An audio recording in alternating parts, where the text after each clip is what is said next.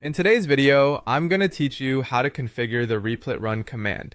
This process will guide you through the essential steps to fully set up and optimize your project environment on Replit, allowing you to run and test your code efficiently. To start, the first thing you need to do is head over to replit.com. If you're not already logged in, make sure to enter your login credentials and get access to your dashboard. Once you're on the Replit platform, you'll want to locate the chat box area. It might appear as part of your general workspace interface or as a sidebar depending on your screen layout. Next, you'll need to click on the General tab within the chat box. This section typically provides you with valuable information and options to manage your workspace settings. It's your hub for navigating different setups and configurations. After you're in the General section, you should spot an option titled Learn More.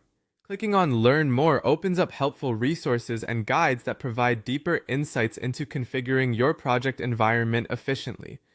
Now let's focus on publishing your application. Within the pop-up or side panel that appears, you'll find valuable materials that can guide you through the publishing process. These details are essential as they ensure your application is not only running correctly but also accessible to the audience or end users. Once you've reviewed the publishing options, scroll and find the Advanced Configuration link. Clicking this link is crucial because it allows you to delve into deeper levels of configuration that are necessary for more complex project needs. These advanced settings will enable you to tweak and optimize the replit run command so that it suits your specific needs and requirements. As you dive into the advanced configuration settings, you'll be presented with various options you can configure.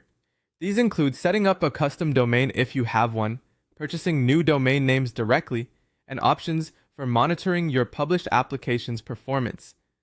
Additionally, you can opt for private deployments, which are particularly useful if you need more security or limited access to your projects. You'll also find settings for static deployment configuration, which are crucial for optimizing how your app is served. Each of these options and configurations has its own unique impact on how your replit run command operates.